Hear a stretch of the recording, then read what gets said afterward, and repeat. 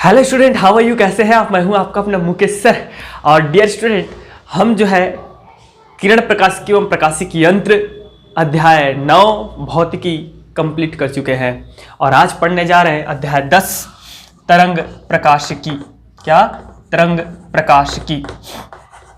English में बोलते हैं dear wave optics. Wave optics.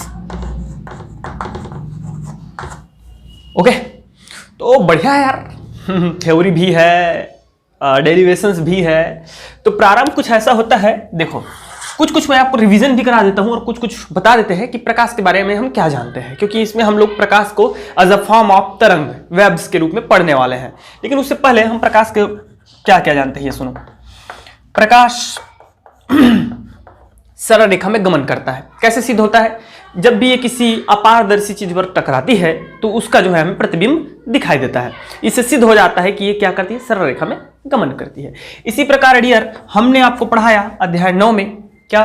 परावर्तन। तो प्रकाश का परावर्तन, जब भी ये किसी दर्पण पर, अपारदर्शी दर्पण जिसके पीछे में पेंट लगा हो, पड़ता है तो टकराने के पश्चात उसी माध्यम में भिन्न दिशा में क्या हो जाता है, चली जाती है। आपतित किरण किसी अपारदर्शी दर्पण में टकरा करके विभिन्न दिशा में उसी माध्यम में चली जाती है। उसे हम प्रकाश का क्या कहते हैं? परावर्तन कहते हैं। अपवर्तन क्या है रे भाई? तो अपवर्तन में क्या होता है, प्रकाश किरण जब किसी माध्यम में जाती है, आपतित होती है, तो उस माध्यम में वह अपने मार्ग से थोड़ा विचलित हो जाती है और यह विचलन ही क्या कहलाता है? अपवर्तन कहलाता है। परावर्तन नहीं होता, रिफ्लेक्ट वापस नहीं आता, उस माध्यम में प्रवेश कर जाती है। लेकिन जिस मार्ग में उसको चलना चाहिए था, जैसे कि ये देखिए, ये चलना चाहिए था इसको ऐसे, लेकिन ये ऐसे चला जाता है। दैट इज अपवर्तन। और परावर्तन क्या है? ये इसी में देखिएगा, अब यहाँ पे मैं सिर्फ क्या लगा देता हूँ, इतना मैं पेंट लगा दिया हूँ, इधर नीचे पेंट नहीं लगा है और दोनों के दोनों क्या है, कांच है। तो यहाँ क्या होगा, ये है परावर्तन उसी माध्यम में, और ये दूसरे माध्यम में प्रवेश कर जाता है लेकिन अपने मार्ग से विचलित हो जाता है। हाँ, ठीक है। आता है डियर, मैं आपको पढ़ाया हूं क्या चीज? वर्ण विक्षेपण। तो हम सब जानते हैं कि जब किसी श्वेत प्रकाश को कवर कराता हूं मैं, आज हम पढ़ेंगे क्या क्या? हाइगेंस का तरंग सिद्धांत, तरंगाग्र क्या है, ये सब चीजों को हम पढ़ने वाले हैं। ठीक है। तो वर्ण विक्षेपण किसे कहते हैं? जब किसी श्वेत प्रकाश को किसी प्रिज्म में से होकर गुजारा जाता है तो वह क्या होता है, वह श्वेत 7 रंगों में क्या हो जाता है, विभक्त हो जाता है। और ये जो विभक्त होने की प्रक्रिया है उसी को हम लोग क्या कहते हैं, वर्ण विक्षेपण कहते हैं। और जो हमें प्राप्त होता है that is known as spectrum, वर्णक्रम। ठीक है। इसके बाद डियर विवर्तन। क्या? विवर्तन। तो विवर्तन क्या है? विवर्तन होता है, देखो जब कोई प्रकाश चल रही होती है, जैसे कि आप क्या करो, कमरे में प्रकाश, खिड़की बंद कर दो भाई।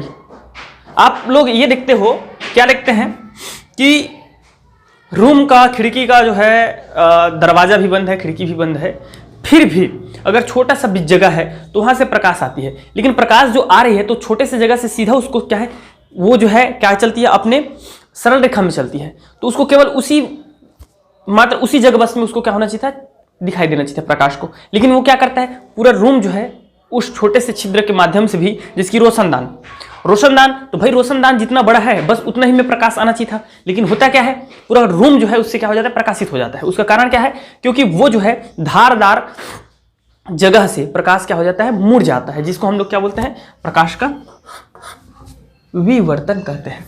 प्रकाश का ध्रुवण, तो प्रकाश का जो ध्रुवण होता है, पोलराइजेशंस, वो क्या होता है, पोलराइजेशंस होता है डियर कि प्रकाश जो है क्या होता है, प्रकाश व्यतिकरण देखेंगे, ध्रुवण देखेंगे, इन सबको हम लोग देखेंगे, इसी टॉपिक में देखेंगे, इसलिए इसको भी मैं फिलहाल छोड़ देता हूं। ठीक है। इतना हम लोग, विवर्तन भी हम इसी में देखने वाले हैं। विवर्तन, प्रकाश का ध्रुवण और व्यतिकरण, ये हम इसी अध्याय में आगे करने वाले हैं। अब बात करते हैं कि प्रकाश किस प्रकार होती है। तो सर्वप्रथम हमारे आइजैक न्यूटन, महान वैज्ञानिक न्यूटन साहब बोले कि भैया जो प्रकाश आती है, हम तक पहुंच रही है, वह क्या है? वास्तव में प्रकाश जो है कण है, ऊर्जाओं का कण है। ठीक है, और उन्होंने कड़ी का सिद्धांत दिया। यहां ज्यादा डिटेल से नहीं है, इसलिए मैं सिर्फ उसको आपको थोड़ा रिव्यू करा रहा हूं। ठीक है, कि प्रकाश जो होती है वो एट अ फॉर्म ऑफ क्या होती है? पार्टिकल्स होती है, कण के रूप में होते हैं। इनको हम लोग कहते हैं कणिका। क्या बोलते हैं? कणिका कहते हैं। और इन कणिकाओं में, कणों में क्या होती है? ऊर्जा निहित होती है। ठीक है, और इसके माध्यम से उन्होंने क्या क्या कर दिया? इनके माध्यम से उन्होंने प्रूफ कर दिया, जैसे कि प्रकाश का परावर्तन, प्रकाश का अपवर्तन सिद्ध कर दिया, प्रकाश सरल रेखा में गमन करती है, यह सिद्ध कर दिया कणिका सिद्धांत से। यहां तक प्रकाश का विद्युत प्रभाव भी इसी जो है प्रकाश के इसी गुण, कणिका गुण के कारण संपन्न होती है। क्या है प्रकाश का विद्युत गुण? क्या है भैया? कि जब वह किसी धातु पर प्रकाश आपतित होती है तो उस धातु के इलेक्ट्रॉन को, कणों को वह अपना ऊर्जा ट्रांसफर कर देती है, जिसके कारण वह कण मुक्त हो जाता है। और इसी से हमारा सोलर पैनल, सोलर सेल और बहुत सारे, जस्ट इसके बाद अध्याय 11 उसमें हम लोग यही चीज पढ़ने वाले हैं। ठीक है, प्रकाश का विद्युत प्रभाव। तो पूरा कणिका सिद्धांत से यह प्रूफ हो गया। लेकिन एक और वैज्ञानिक आए 17वीं ईस्वी में, मतलब 1678 के आसपास। कौन? सर जो है हाइगेंस। कौन सा आए? हाइगेंस। और हाइगेंस ने क्या किया? सुनो, हाइगेंस ने उसको बोल दिया कि नहीं, कणिका के रूप में तो संभव नहीं है। आप मानते हो, मानिए, हम नहीं मानने वाले। क्यों? अगर वो कणों से मिलकर बना है तो सूर्य से इतने दिनों से कण निकल रहा है निरंतर, एनी टाइम एनीवेयर, सब तरफ जा रहा है।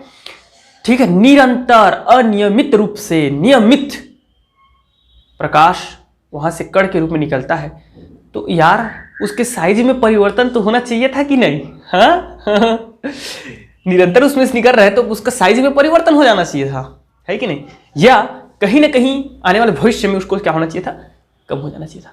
तो ये सब जो है यहाँ पे आकर के इसका विरोधाभास हो जाता है। तब हाइगेंस ने क्या सिद्धांत दिया? तरंग का सिद्धांत। क्या बोले? हाइगेंस बोले कि नहीं, कण के रूप में नहीं होता है, तरंग के रूप में होता है। और उन्होंने क्या कह दिया? तरंग का सिद्धांत दिया। कौन? हाइगेंस का तरंग सिद्धांत। यहां से अब हमारा चैप्टर जो है स्टार्ट होता है डियर, तरंग, हाइगेंस का तरंग सिद्धांत।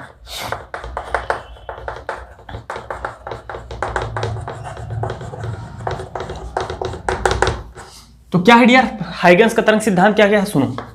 हाइगेंस ने कहा कि प्रकाश जो है सब तरफ तरंगों के रूप में संचलित होता है। ठीक है, दूसरा, इन प्रकाश का जो वेग होता है वो बहुत ही अत्यधिक, अर्थात 3 × 10⁸ मीटर प्रति सेकंड के वेग से प्रकाश तरंगे जो है संचरित होती है। और यदि यह किसी वस्तु पर पड़ती है और पड़ने के पश्चात हमारे आंखों पर पड़ती है तो उस वस्तु के प्रतिबिंब का हमें आभास होता है। ये इनका दूसरा कथन था। तीसरा कथन ये है डियर कि उस समय तक देखो केवल यांत्रिक तरंगे ही समझ में आया था, यांत्रिक और ध्वनि तरंगे, है ना? और यांत्रिक और ध्वनि तरंगों के चलने के लिए एक चीज अनिवार्य होता है। क्या चीज? माध्यम की जरूरत होती है। ठीक है, माध्यम के पार्टिकल क्या है? तरंग क्या है? ऊर्जा है। ऊर्जा का एक स्थान से दूसरे स्थान तक गमन है। ऊर्जा का क्या? तरंग क्या है? ऊर्जा का एक स्थान से दूसरे स्थान तक गमन। जैसे कि मैं डोरी पकड़ा और डोरी को झटका दिया और दूसरे छोर में अपने दोस्त को पकड़ा के रखा हूं, तो क्या होगा? मैंने ऊर्जा दिया, ठीक है, वो ऊर्जा वहां तक ट्रांसफर हुआ। समझ में आ रहा है? और भाई मेरे ध्यान से सुनिएगा, यहां से मैं दे रहा हूं ए और यहां मेरा बी, मेरा दोस्त खड़ा हुआ है बी। ठीक है, यहां हम दोनों डोरी पकड़ के रखे हैं। अब यहां मैं इस एक काम करता हूं, एक निशान लगा देता हूं उस डोरी में, और डोरी में निशान लगाने के बाद उसको झटका देता हूं।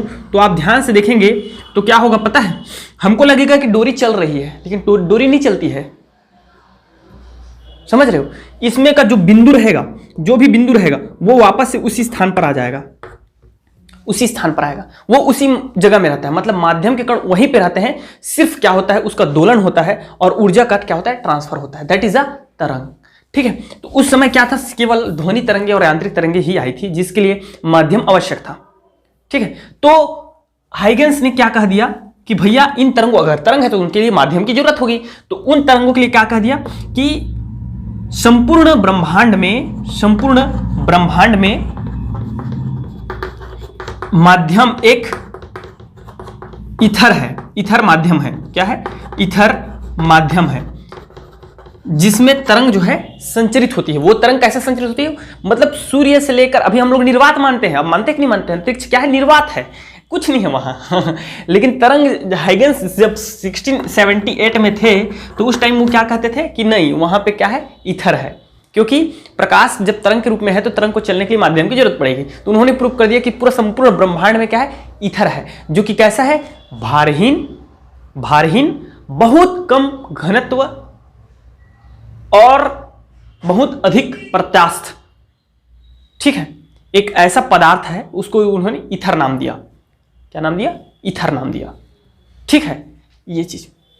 और क्या है डियर? उसके बाद जो है श्वेत प्रकाश 7 रंगों से मिलकर बना होता है। ठीक है, जो कि उनके तरंग दैर्ध्य में अंतर के कारण होता है। और एक जो है कंसेप्ट उन्होंने और बोला इसके पश्चात क्या? ठीक है, इतना सफिशिएंट है। ठीक है, बाद में हाँ ये है, उन्होंने ये भी बोला कि प्रारंभ में उन्होंने क्या मान रखा था? प्रारंभ में जो प्रकाश है उसको उन्होंने मान रखा था कि ये तरंग है, और ये कौन सा तरंग है भैया? अनुदैर्ध्य तरंग है। अनुदैर्ध्य समझते हैं? लॉन्गिट्यूडनल वेब्स, मतलब जो श्रृंगार्थ नहीं, जो विरल सघन विरल करके जो चलता है, that is a longitudinal waves, means that अनुदैर्ध्य तरंग। समझ रहे हो कि नहीं समझ रहे हो यार? 2 तरह के तरंग चलता है, एक इस प्रकार चलता है। स्प्रिंग देखे हो? स्प्रिंग को आप खींच के छोड़ दीजिए, होता है कि नहीं होता है? दैट इज, उसमें क्या, कौन सा तरंग हो रहा है? उसमें तरंग रहता है अनुदैर्ध्य तरंग। ठीक है, तो अनुदैर्ध्य तरंग। लेकिन जब आप डोरी को ऐसा करके छोड़ते हो तो वो क्या करता है? ऐसे चलता है, लंबवत, तो दैट इज अ अनुप्रस्थ तरंग। तो प्रारंभ में जो है प्रकाश को कौन सा तरंग माना था? प्रकाश तरंग को अनुदैर्ध्य माना गया था, किंतु ध्रुवण घटना की व्याख्या करने के लिए, प्रकाश की ध्रुवणता की व्याख्या करने के लिए उसे बाद में क्या मान लिया गया? अनुप्रस्थ मान लिया गया। तो ये क्या था? ये था हाइगेंस का तरंग सिद्धांत। ओके, और सुनो मेरे भाई, और सुनो। अब बाद में इसका भी जो है, और इससे क्या क्या सिद्ध हो गया? परावर्तन, अपवर्तन, विवर्तन और ध्रुवण जो घटनाएं आपका उससे प्रूफ नहीं हो पा रहे थे कणिका सिद्धांत से, उसको भी उन्होंने इससे जो है सिद्ध कर दिया। और इसके अलावा बहुत सारे जो है तरंग के, हम लोग मैक्सिमम तरंगी के बारे में ही पढ़ते हैं, है ना, तो बहुत सारे सिद्धांत प्रूफ हो गए। तो ये सही था, लेकिन इसको भी कंप्लीटली जो है मान्यता नहीं मिली। रीजन क्या था? आप जो माने हो ईथर माध्यम, वो अस्तित्वहीन है। क्या है?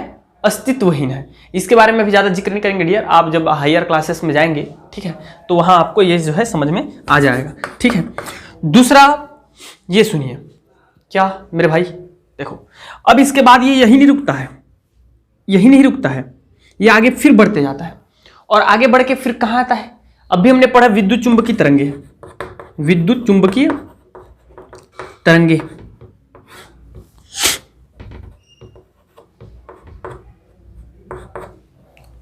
विद्युत चुंबकीय तरंगे किसका? मैक्सवेल का।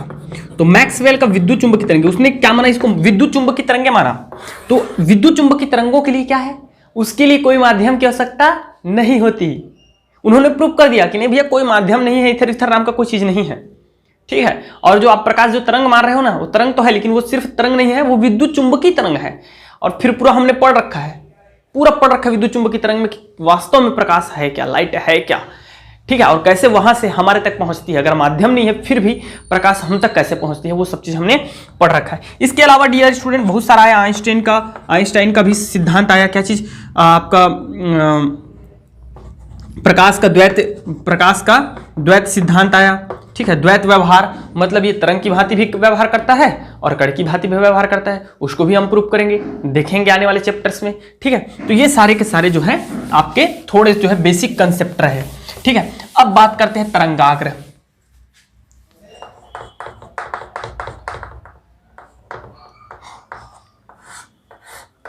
इंग्लिश में बोलते हैं वेब फ्रंट। वेब फ्रंट क्या है समझना, ध्यान से सुनना, वेरी सिंपल है, ठीक है, कोई कठिन चीज नहीं है। हाइगन्स के अकॉर्डिंग ही चलने वाले हैं हम लोग। तो हाइगन्स ने क्या माना था कि हाइगन्स ने माना था कि क्या है, प्रकाश हमारा तरंगाग्र है और वो किसी माध्यम में तरंग है और वो किसी माध्यम में क्या है करती है, संचरित होती है। तो देखो डियर क्या होगा, सपोज ये हमारा प्रकाश स्रोत है कि नहीं। अब पूरा एक माध्यम बना हुआ है, एक माध्यम है, ये देखिए ये इथरी माध्यम है तरंगा, किसके अनुसार, हाइगन्स के अनुसार। ये क्या है, एक हमारा इथर है, मान लो यही इथर है, ये देखिए। तो इस सोर्स से प्रकाशिक सोर्स से एक समान दूरी पर एक निश्चित समय में माध्यम के कण के बिंदु पथ को ही क्या कहते हैं, तरंगाग्र कहते हैं। आप ऐसे लिख सकते हैं, किसी प्रकाशिक स्रोत से एक समान दूरी पर एक निश्चित समय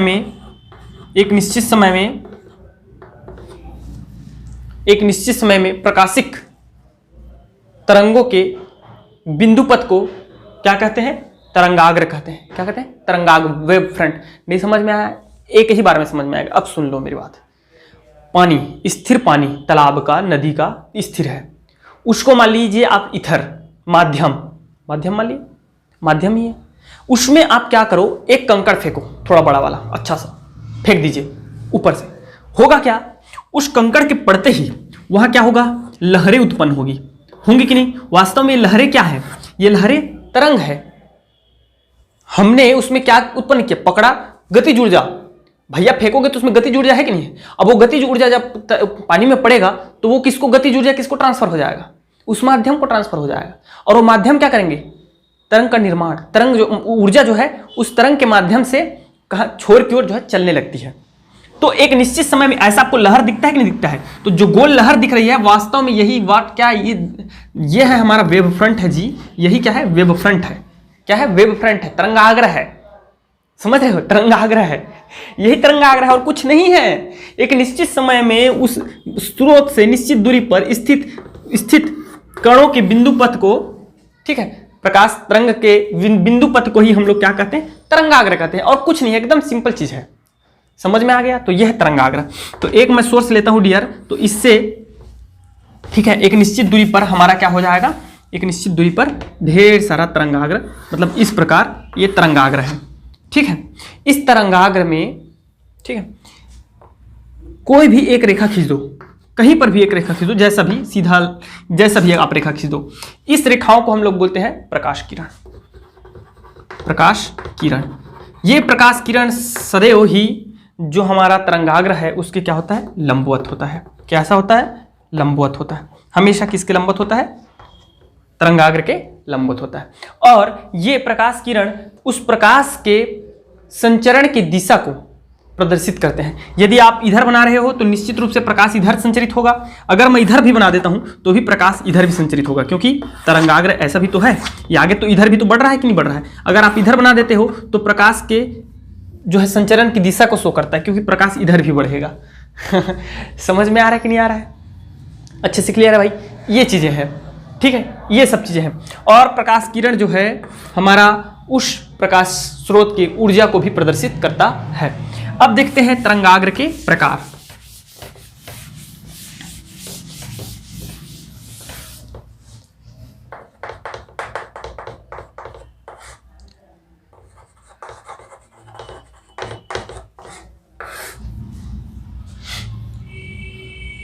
तरंगाग्र के प्रकार देखिएगा, 3 प्रकार होते हैं, सुनिएगा कौन कौन। फर्स्ट है गोलीय तरंगाग्र। गोलीय तरंगाग्र, तो ये सब जो है इसका प्रकार जो है डिपेंड करता है डियर उस प्रकाश स्रोत पर।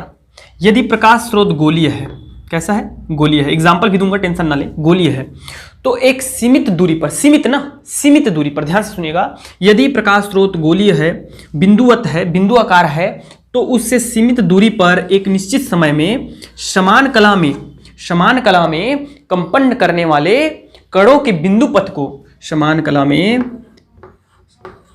कला में कंपन करने वाले कणों के बिंदु पथ को गोलीय तरंगाग्र कहते हैं। ये देखिए, ये क्या है? गोलीय तरंगाग्र है। एग्जाम्पल क्या है मेरे भाई?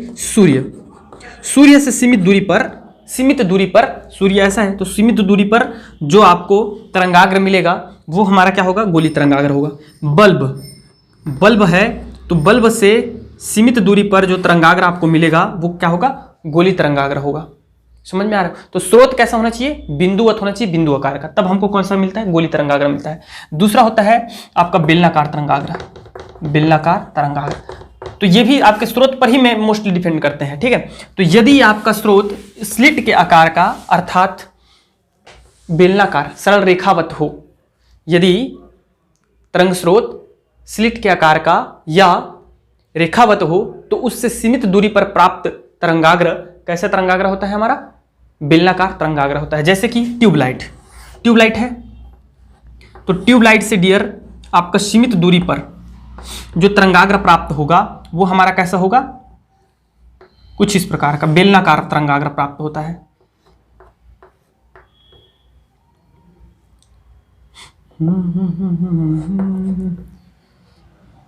चलो ऐसा बना लीजिएगा यार, देख लीजिएगा, है ना। कुछ इस प्रकार का हमको कैसा प्राप्त होता है? बेलनाकार तरंगाग्र प्राप्त होता है। इस प्रकार बेलनाकार तरंगाग्र प्राप्त होता है, ठीक है। बेलनाकार तरंगाग्र प्राप्त होता है। एग्जाम्पल है, क्या बता दिया मैं? ट्यूबलाइट। अब एक और तरंगाग्र होता है समतल तरंगाग्र। तो समतल तरंगाग्र है तो ये समतल तरंगाग्र क्या होता है? किसी भी स्रोत कोई भी हो, चाहे बेलनाकार हो मतलब स्लिट के आकार का हो, चाहे रेखावत हो, चाहे बिंदु का आकार का हो, उससे असीमित दूरी पर, सीमित नहीं असीमित दूरी पर स्थित तरंगाग्र का एक हिस्सा समतल तरंगाग्र होता है, ठीक है। चाहे वो बिंदु आकार का हो, चलो बिंदु आकार का ले लिया। अब इससे देखिए असीमित दूरी पर, ये तो सीमित ही है, असीमित दूरी पर, तो असीमित दूरी पर ये एक तरंगाग्र है। अब इस तरंगाग्र का एक हिस्सा लीजिए आप, विशेष हिस्सा लीजिए इतना, तो ये कैसा बन गया? आपका समतल बन गया। बना कि नहीं बना? समतल। लेकिन इसी का अगर मैं पार्श्व वाला लेता हूं तो ये क्या है? गोलीय है। और ये जब असीमित दूरी पर चला जाता है तो फैल करके क्या हो जाता है? ये समतल हो जाता है। समझ में आ रहा है? जिसकी हमारा पृथ्वी गोल है कि नहीं है? लेकिन आपको कहाँ दिखता है बताओ तो? गोल मुझे दिखता है, खड़ा होकर देखते हो, ऐसा ऐसे करके देखते हो कहीं पे? क्या ऐसे देखते हो? मतलब ऐसा ऐसे उठा हुआ दिखता है, ऐसा गोल नहीं दिखता ना भाई, क्योंकि इतना ज़्यादा बड़ा है कि हमको सब जगह समतल ही दिखता है। वैसे ही तरंगाग्र भी है, जब असीमित दूरी पर आप जाकर के तरंगाग्र को देखते हो तो वो कैसे दिखेगा? आपको समतल दिखेगा। अब देखते हैं डियर हाइगेंस का द्वितीयक कणिकाओं का सिद्धांत, ये आता है, ठीक है। हाइगेंस का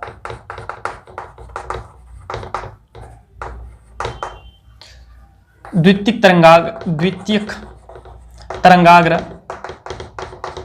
का सिद्धांत।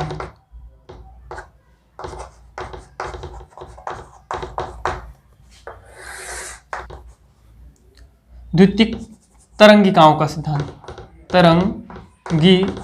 सिद्धांत, ठीक है। तो क्या होता है डियर, इधर सुनिएगा सब लोग, ठीक है, आराम से। हाइगेंस ने स्पेशली क्या सोचकर ये सिद्धांत दिया कि उसके जो तरंग के आने वाली स्थिति को जानने के लिए, कि उसकी आने वाली स्थिति कहाँ पर होगी, उसके लिए उन्होंने ये सिद्धांत दिया।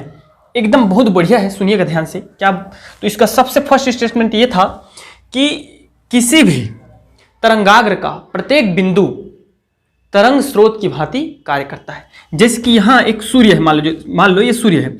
सूर्य से एक सीमित दूरी पर क्या हुआ?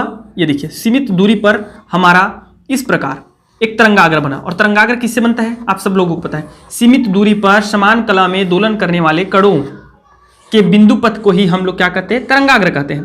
तो ये क्या है? एक तरंगाग्र है। सीमित दूरी पर समान कला में ये जो है क्या कर रहे हैं? दोलन कर रहे हैं, ठीक है। ये तरंगाग्र है।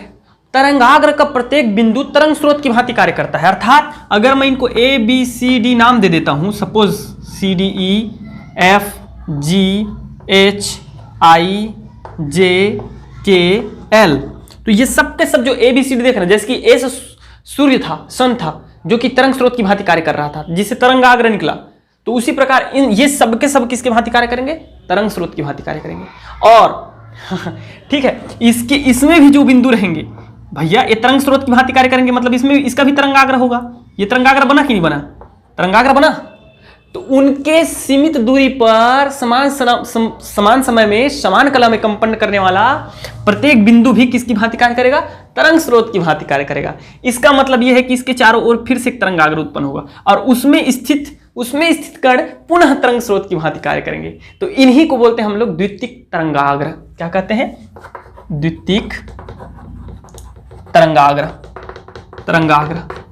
मेरी बात समझ में आ रही है?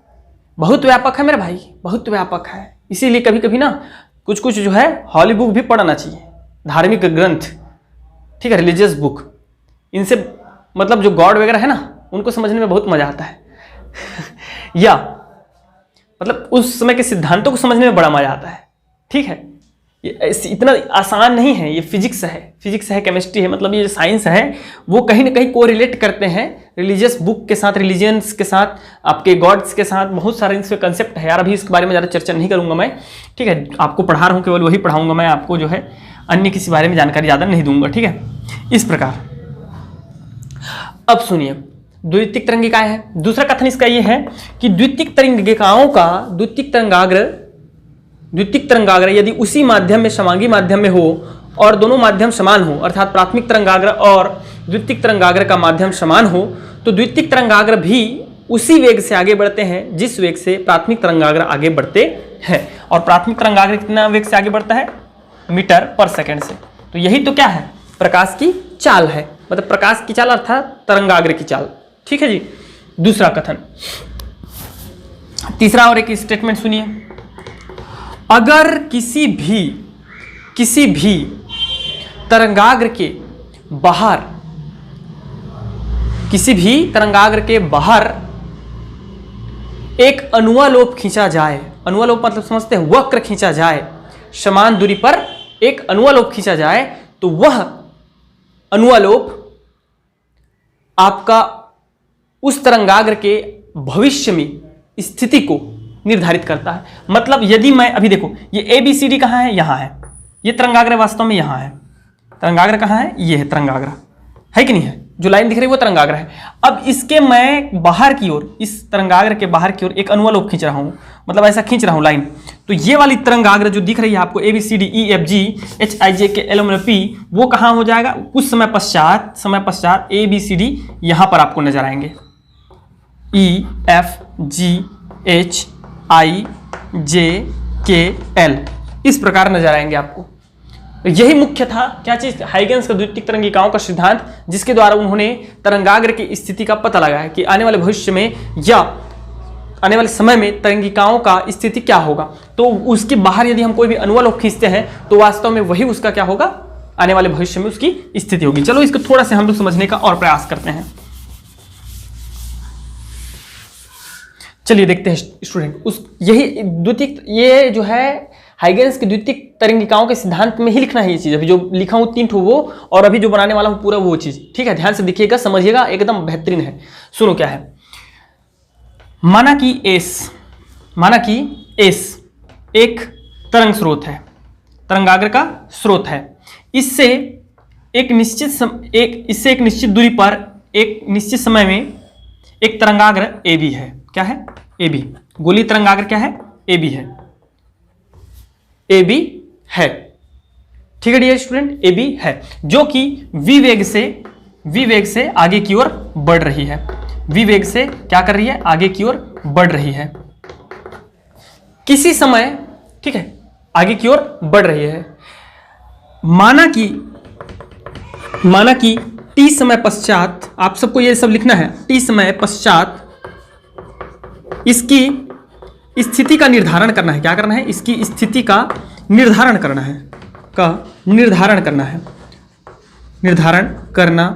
है। तो आपको बताना है कि वो कहां होगा। टी समय पश्चात यदि v वेग से चल रहा है, ये तरंगाग्र है AB, तो ये आने वाले समय में मतलब टी समय पश्चात कहां होगा ये बताना है, ये लिखना है, आपको निर्धारण करना है। ठीक है, तो हाइगेंस ने कैसे किया? सुनो, इस ABCD जो दिख रहा है आपको, इसमें मान लो कि ए, ठीक है, ए बी सी डी ये क्या है? तरंगाग्र में स्थित कुछ बिंदु हैं।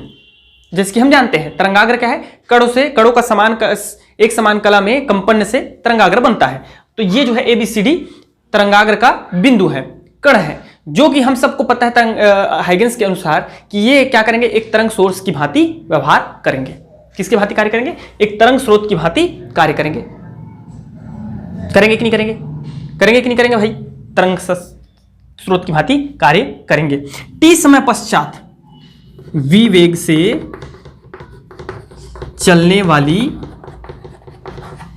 तरंग टी समय पश्चात कितनी दूरी तय करेगी? बताओगे जी, पश्चात कितनी दूरी तय करेगी बताइए। तो दूरी बराबर हम सब जानते हैं, चाल बराबर होता है चाल बराबर दूरी बटे समय, है कि नहीं? हमको चाल दे रखा है v और समय दे रखा है t, तो दूरी कैसे निकालोगे? तो दूरी बराबर हो जाएगा v इंटू टी। तो उसका जो दूरी होगा डियर, पश्चात दूरी जो हो जाएगा वो हो जाएगा v इंटू टी। होगा कि नहीं? अब हम क्या करेंगे पता है? बस यही पकड़ना है हमको। vt इसकी जो दूरी हो जाएगी t समय पश्चात हो जाएगी vt। तो कहां से दूरी होगी? तो इसी vt दूरी अर्थात लंबाई का त्रिज्या लेकर के हमें इन प्रत्येक बिंदुओं से क्या खींचना है? गोला खींचना है। ठीक है, इन प्रत्येक बिंदुओं से क्या खींचना है? गोला खींचना है भाई, और कुछ नहीं। इस प्रकार ये थोड़ा छोटा बड़ा हो रहा है, ठीक है, आप इसके लिए थोड़ा सा